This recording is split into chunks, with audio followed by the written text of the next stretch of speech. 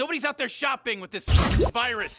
I'm gonna go on a limb and say this is probably going to go down as one of the most notorious and divisive episodes of Rick and Morty in the history of the series. It's at least the most divisive so far. I'm not even sure how I feel about it specifically, because guys, Rick and Morty did everything. Evil Morty, Galactic Federation, Morty killing Rick, topical pandemic references, the whole 9 yards. And yet, only one of those things were canon, potentially. Look, fans on both sides may be overreacting here, and that doesn't just mean blind rage. Let's break this all down. I don't even know if we need a spoiler warning.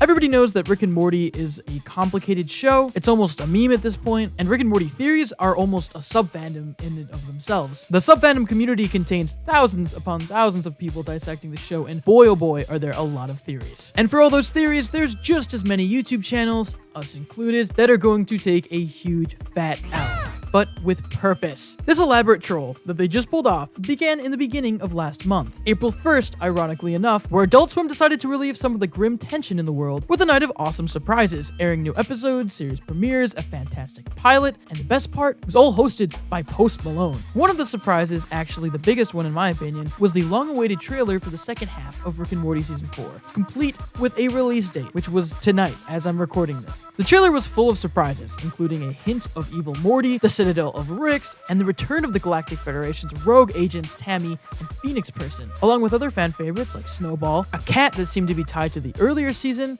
It was all wild and got us hyped for Season 4. It seemed like they were finally going to answer a lot of these questions. It seriously seemed as if Rick and Morty would follow up on the overall story arc and overall bigger picture of the show, seen in episodes such as The Wedding Squanchers and Rick Shake Redemption. Season 4 would give this dedicated group of fans a huge heaping of what they've been dying to see, and it was right there in the trailer. Unfortunately, we should have remembered the date that it came out on. All of these big theory fuel scenes that fans, channels, and blogs have fixated on, clamoring for literal years to explore, turn out to all be from this mid-season premiere, and not in the way that you would want at all. The entire episode actually revolved around the idea of breaking continuity, story arcs, and good old meta commentary. So what actually happens in this long-awaited episode? Well, this episode starts out with the idea of Rick Sanchez's Rogue Gallery sharing their backstories and previous experiences with Rick, which naturally would reveal much of his past and piece together some lingering questions. Rick's past is the biggest mystery of the show. This is hype, I'm on board. But quickly, the episode throws off that concept by sticking Rick and Morty on the, quote, story train, the outside of the train acting as the mysterious force of disbelief, suspending anyone who falls out of the train in a new reality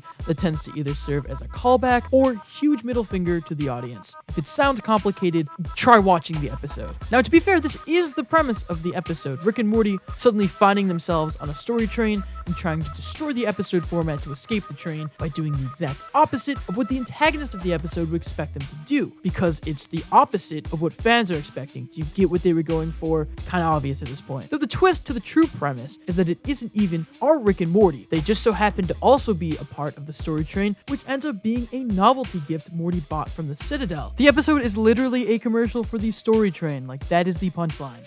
Rick and Morty is on a different level. An ironic jab at capitalism, putting a massive bow on this huge social commentary of an episode, which they actually backtrack with a last-minute ADR to make a topical coronavirus reference. I would not have believed you if you told me that a week ago. It ended up being the biggest twist of the episode, but that's dedication to the bit. Although the story fake-outs are the big conversation, this episode goofs on all of Rick and Morty as a whole. More than anything, it was mocking co-creator Dan Harmon, taking jabs at his own personal story chart, the one that's supposed to represent the hero's journey circle. If you're a big fan of Rick and Morty or Dan Harmon's work, you've probably seen this before. He bases all of the episodes of his shows, all of his stories, around that basic circular outline. But the episode also makes fun of Rick and Morty just as much, referencing their tropes and cliches, right down to gimmick episodes such as Interdimensional Cable, which they've taken jabs at kind of a lot in the past. They actually reference that particular duo of episodes like 2 or 3 times. They even at one point reference going beyond the 5th wall. Now, this line actually caught me off guard. I'm sure all of you know the 4th wall breaking, character or narrator acknowledging that they're in a fictional show, that they aren't real. But the 5th wall is typically when an actor references a different work they've been in, portraying other characters. Like if Rick or Morty ever referenced Gravity Falls or Fishhooks, as Justin Roiland did voice work for both of those shows, including voicing one of the main characters, Oscar, on Fishhooks. Beyond that would be the 6th sixth wall, and there's a lot of contention on what that could even be. I don't know, comment your theories down below. But what is the real message of this episode? Because the fan reactions so far have, like I said before, been extremely divisive. This is definitely the episode that could break the fandom if any could. Well, let's examine this fan reaction. Needless to say, Rick and Morty was trending on Twitter, though I pretty much expected this as a big premiere. And so far, it's pretty much splitting people in half. Sources like IGN are praising the episode, saying they're finally re-tapping into an old formula. A lot of fans joking about how confusing it was, with a lot of people having their biggest gripes with the Evil Morty scene. That's the scene where Rick and Morty are being tapped for all of their story potential, and we get a final climactic showdown with all of the Ricks, and Evil Morty is there, and he's doing pretty much what everyone theorized by controlling the army of Ricks, and Rick and Morty have their backs against the wall, and it's literally shadowed and colored to look like a movie or a big finale, literally what fans have been theorizing for years, all to be undercut by a joke about Christianity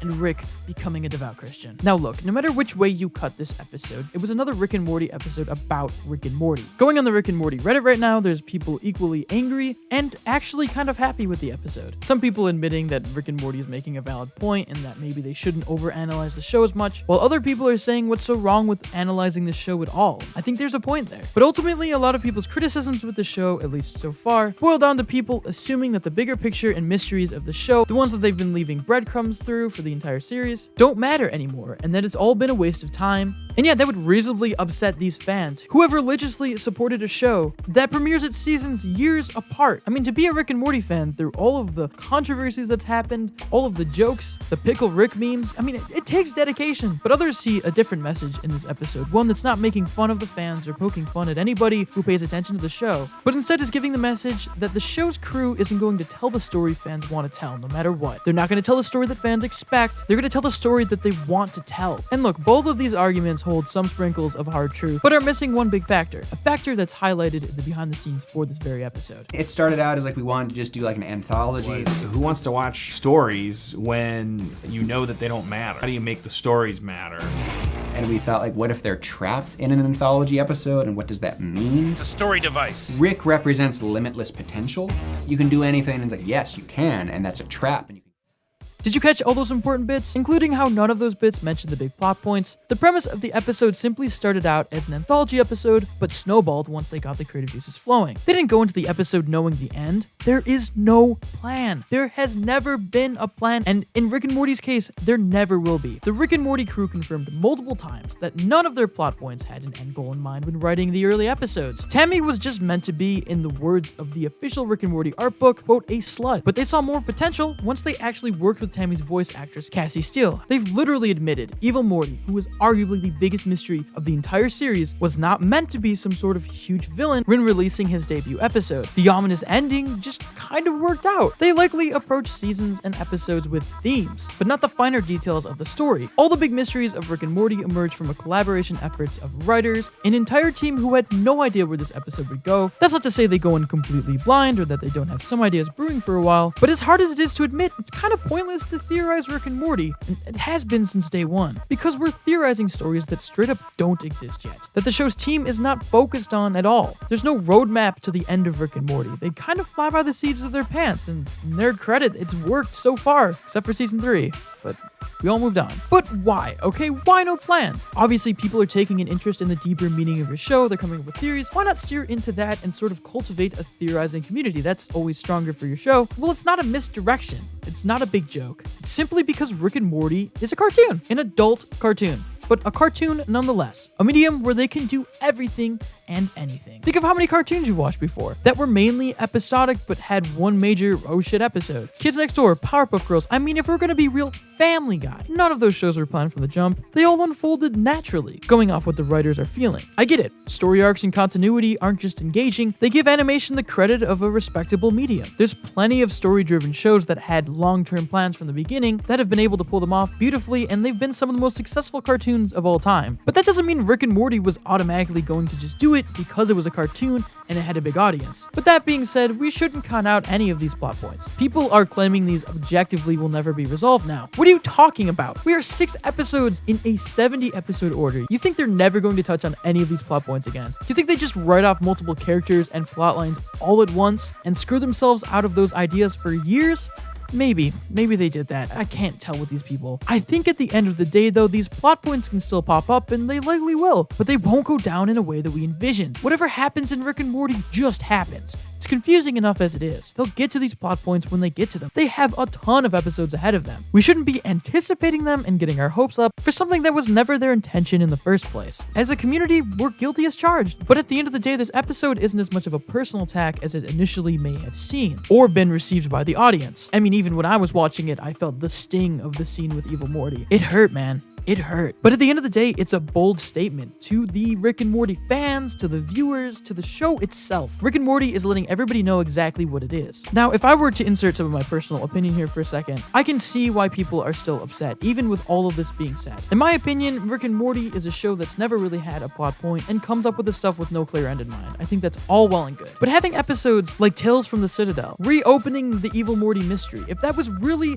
some unplanned mystery that they never meant to touch on again and just ended good, why would they give fans further breadcrumbs, further hope for a mystery just to cut it off at the head in this episode? And again, there still could be an Evil Morty mystery. Technically, none of this is canon. And I ultimately side with the Rick and Morty team for standing their ground here, but I can also see why the fans are upset. That's why this is a risky and divisive episode. There's tons of ways to look at it, there's tons of ways to perceive it, and no one's really right or wrong in this situation. It just came out tonight as of recording this. I have no idea what the fan reaction is going to be like. I don't know how bad or good this is going to get. Maybe this will fade off into obscurity. That'll be probably the biggest twist though. But either way, guys, this was a damn good episode of Rick and Morty, and I was not disappointed. With all of that being said, though, I really want to know your guys' opinions on this. Did you like this episode? Did it feel like a stab in the back? Let us know in those comments down below, or tweet to us at Roundtable Vids or me at @Nemo. If you want to consider helping out the Roundtable, you can support us on Patreon or become a member of the channel and get exclusive access to scripts and avatars. As always, guys, if you enjoyed this video, make sure to give it a like, share it, and subscribe to the Roundtable for more incredible cartoon content. I'm Nemo.